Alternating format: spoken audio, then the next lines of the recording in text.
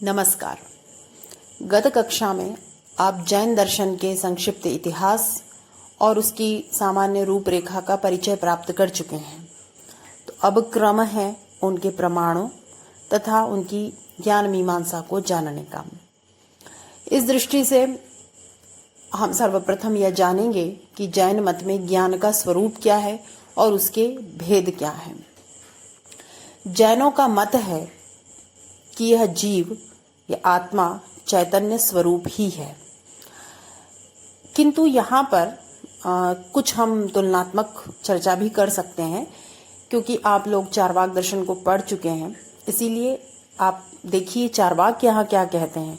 चारवाक का कहना है कि चार भूत मिले, शरीर का निर्माण हुआ और उसमें आकस्मिक रूप से चैतन्य नामक एक शक्ति आ जाती है या कोई शक्ति आ जाती है, उसको हम चैतन्य कह देते हैं। इस प्रकार के उन्होंने कई उदाहरण दिए और कई इसमें उन्होंने तर्क अपने प्रस्तुत किए, जिसको आप सुन चुके हैं। लेकिन जैन ऐसा नहीं मानते।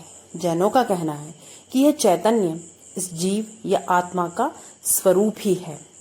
इसमें एक सूर्य से उपमान देते हुए उदाहरण देते हैं कि सूर्य का जैसे प्रकाश होता है, वह स्वयं सूर्य को भी प्रकाशित करता है और इस जगत को भी प्रकाशित करता है।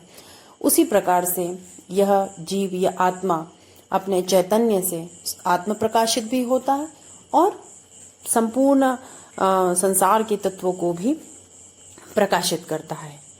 अब प्रश्न होता है कि जब यह जीव साक्षात चैतन्य स्वरूप ही है, ज्ञान स्वरूप ही है, तो फिर इसके ज्ञान का लोप कहाँ हो जाता है। तो जिस प्रकार से सूर्य भी कभी मेघाच्छन्न आकाश में छिप सकता है, यदि उस पर कोई आवरण पड़ जाए तो भले कुछ देर के लिए ही सही उसका दिखना हमें बंद हो जाता है। उसी प्रकार से इस आत्मा या इस जीव पर भी जब कर्म से उत्पन्न बाधाएं आ पड़ती है और इसे घेर लेती है, तब शनै शनै उसके ज्ञान में न्यूनता आ जाती है, उसका ज्ञान परिमित हो जाता है, सीमित हो जाता है और उसकी सर्वज्ञता प्रायः नष्ट हो जाती है। इस प्रकार से जो जीव साक्षात ज्ञान स्वरूप था, वह ज्ञान जो कि जीव का साक्षात लक्षण था, वह शनै शनै लुप्त हो जाता है।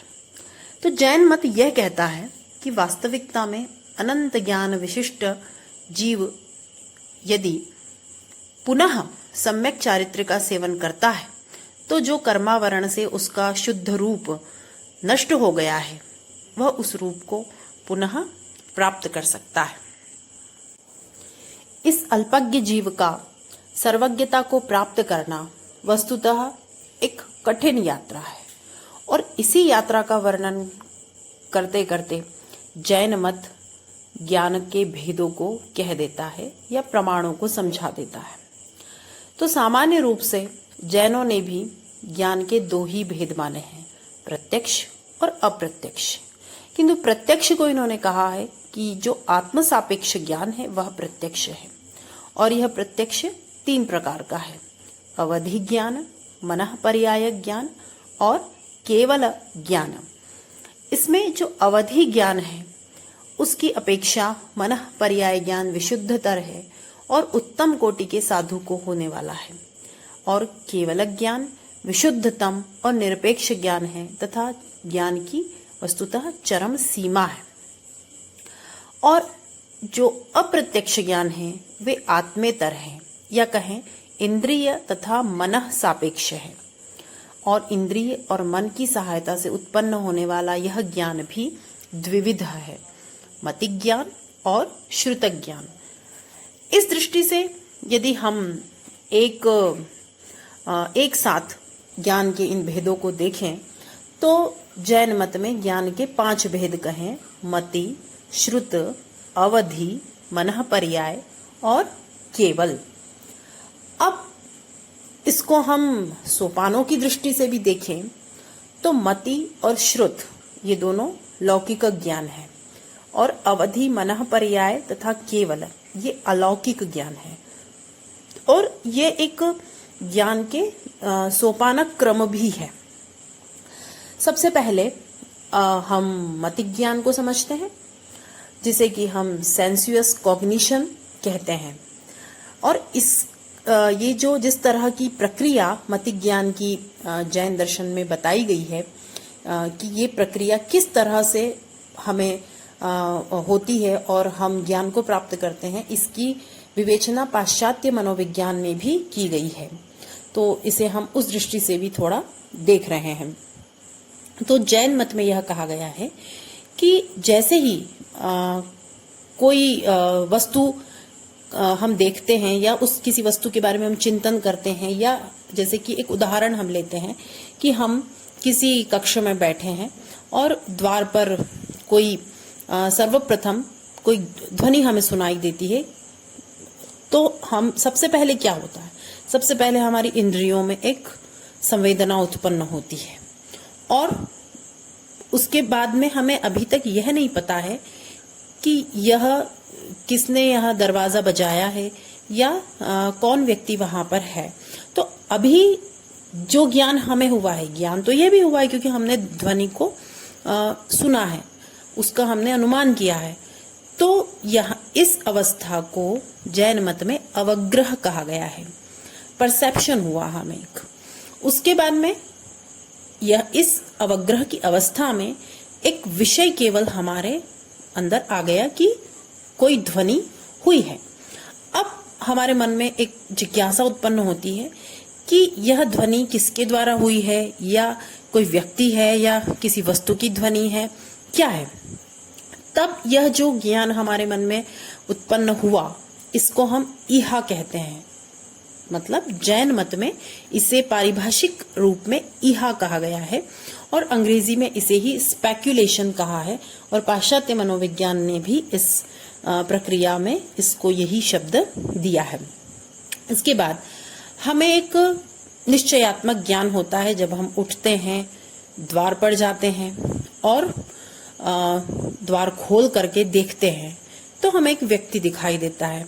तो हमारे मन में एक निश्चयात्मक ज्ञान उत्पन्न होता है कि यह इस व्यक्ति के द्वारा यह ध्वनि की गई। तो यह एक निश्चय हो जाने पर इसे जैन मत में आवाय कहा है, जैसे कि परसेप्चुअल जजमेंट भी कहते हैं, क्योंकि हम निर्णय कर चुके हैं कि हाँ यह व्यक्ति इस ध्वनि का हेतु था। उसके पश्चात अब हमने इस संपूर्ण ज्ञान को मन में धारण किया है कि ये व्यक्ति आया, इसने द्वार पर ध्वनि की और हमने इसे देख लिया, हम पूर्णतः समझ गए।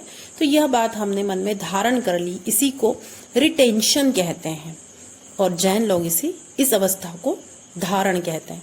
तो इस प्रकार से अवग्रह, ईहा, अवाय और धारण, ये इस मतिक ज्ञान के मानो 4 सोपान हैं।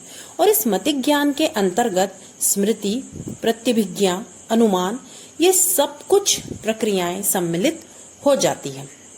अब जो दूसरा लौकिक ज्ञान है वह है श्रुत ज्ञान, जिसे हम वर्बल या स्क्रिप्चुअल नॉलेज कहते हैं, क्योंकि शब्दों को सुनकर भी हमें ज्ञान प्राप्त होता है, शब्दों को पढ़कर भी हमें ज्ञान प्राप्त होता है। तो इस दृष्टि से जो जैनों के तीर्थंकर हैं, उनके उपदेश उनकी दृष्टि में सर्वश्रेष्ठ श्रुत ज्ञान है और इनको सुनने से, पढ़ने से हमें ज्ञान होता है और श्रुत ज्ञान के पहले मतिक ज्ञान का स्थान है। तो ये दोनों ही लौकिक ज्ञान है। अब क्रम आता है अलौकिक ज्ञानों का। ये है अवधि, मनः पर्याय और केवल ज्ञान। ये अवधि ज्ञान इसको कहा गया है, ये डेफिनेट नॉलेज, अर्थात जब मानव के जो कर्म होते हैं वे उन कर्मों के प्रभाव से वह मुक्त होने लगता है, उनका नाश कर देता है, तब उसके अंदर एक शक्ति का उद्भव होता है और इस शक्ति के माध्यम से वह अपने से बहुत दूर स्थित अत्यंत सूक्ष्म द्रव्यों और पदार्थों को भी समझ सकता है, देख सकता है, जान सकता है।